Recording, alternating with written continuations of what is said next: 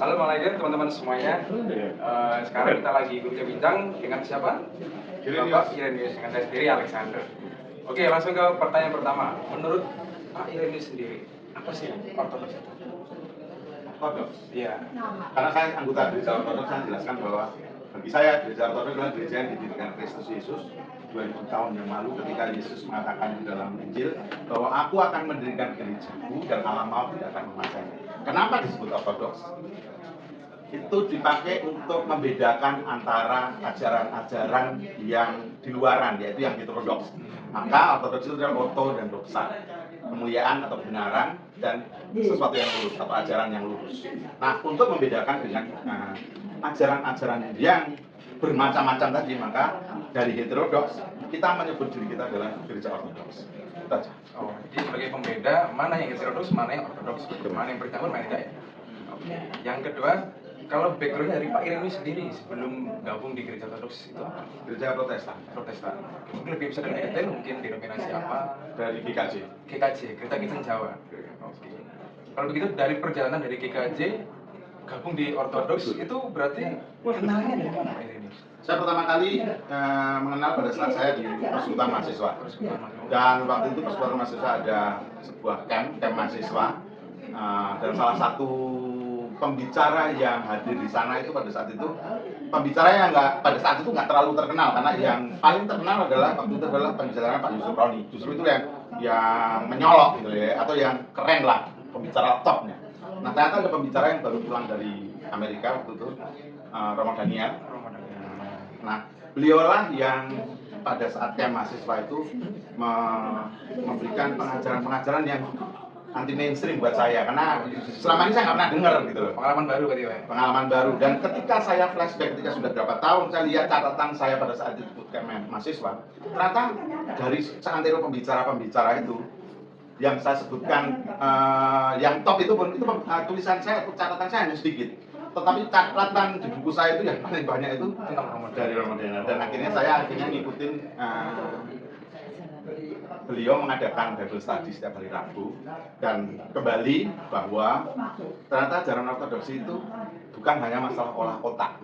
Karena ketika saya masuk ke dalamnya itu dengan saya setiap hari Sabtu dan hari Minggu mengikuti ibadah. Kalau ibadah hari Sabtu adalah ibadah Sabat, di mana mempersiapkan Sabat yang baru atau mempersiapkan Kristus, maka disitulah saya sudah mulai menyelam bahwa teologi tanpa ibadah itu sia-sia. Jadi harus ikut ibadah. Oke, baik. Ya. Baik, terima kasih Pak Irenius untuk perbincangan kita hari ini. Terima kasih teman-teman semua. Salam alaikum Kristus beserta kita semua.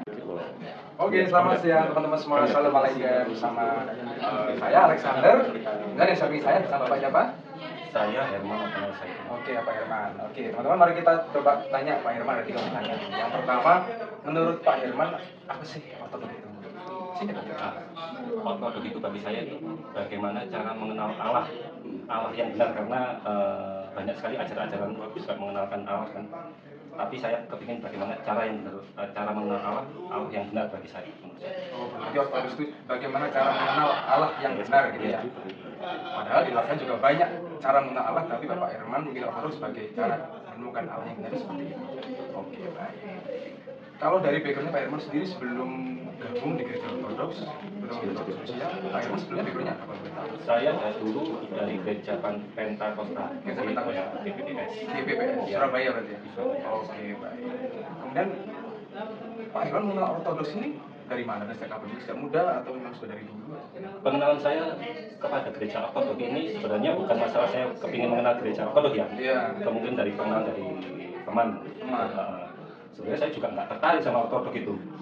Sama sekali nggak tertarik itu. Apa sih?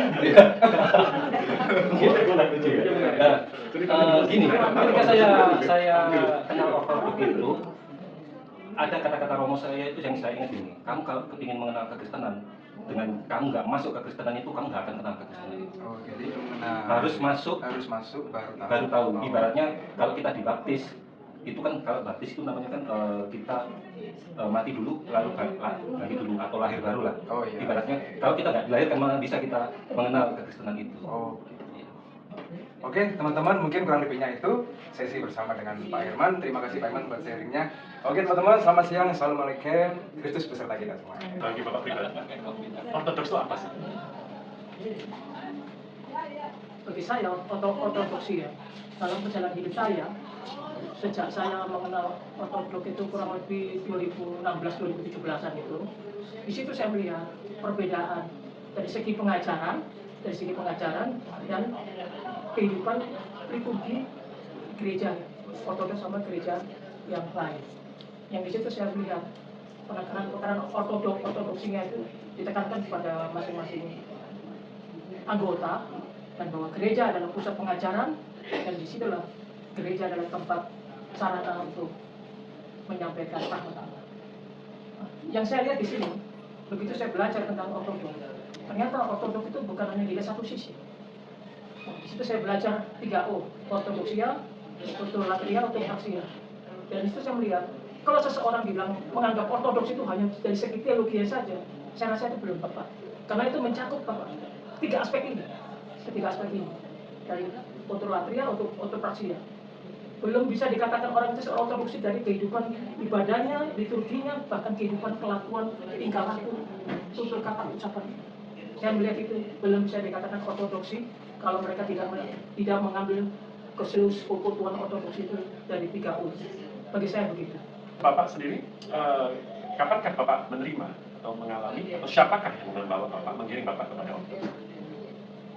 Yang saya tadi katakan 2015 atau 16 antara itu, saya itu lagi hidup saya pencarian. Saya sebetulnya gereja yang benar ini kok yang mana? Dari situ saya mengenal Bambang Nursena. Ini tuh.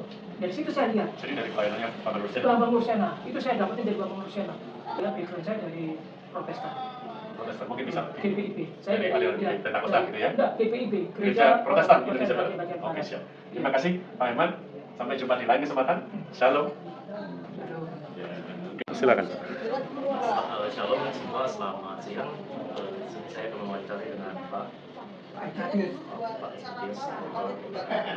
Saya akan menanyakan beberapa pertanyaan Pak mengenai ortodoksi.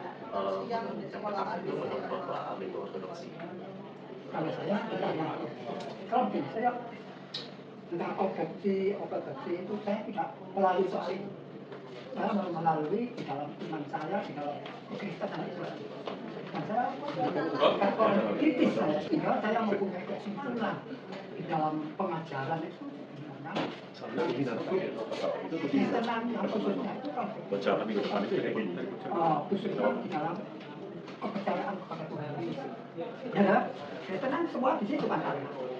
Tapi saya tidak ada. Itu saya background nanti saya sebelumnya bukan sebagai orang Muslim, jadi orang Jawa. Kristen saya ingin Kristen yang patut saya cocok dalam mencari saya. Itu saya menemukan tahun 2000. Barusan saja pengajaran kalau firman dari manusia pengajaran Kristen, saya firman itu ada hukum. Kalau firman itu hukum, firman Allah itu adalah hukum Allah semesta. Jadi hukum Allah semesta. Dan di dalam perjanjian itu juga mengatakan bahwa ada disebut roh. Sebab itu saya kaitkan dengan tenet Ortodoks itu apa? water. Jadi energi dan hukum itu adalah satu sama. Dan itu di dalam sangkapa. Nah inilah saya memahami itu berarti dengan prinsip segala sesuatu yang tercipta di dalam dalam hukum. Bayarannya Kita sekarang bahasa yang ada juga. laku itu modal uang.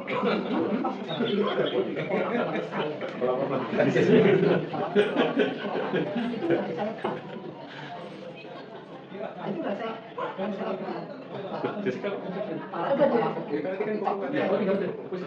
Kamu mau coba wawancara boleh? Nanti aku udah wawancara itu dulu, belajar dulu sama senior. Ini senior lagi, muncul semua. Kalau bilang tadi itu awalnya dari Muslim, Ah, kemudian iya. jadi mau pindah ke Jawa, setelah itu baru ke Kristenan. Apa yang membuat Bapak itu pindah Ya. dari satu ke kemudian akhirnya menjadi orang Kristen? Saya dalam kemusliman belum tahu apa hukum-hukumnya, dan itu saya tidak punya. Habis itu saya untuk mencari, karena saya untuk mencari lagi, ketemu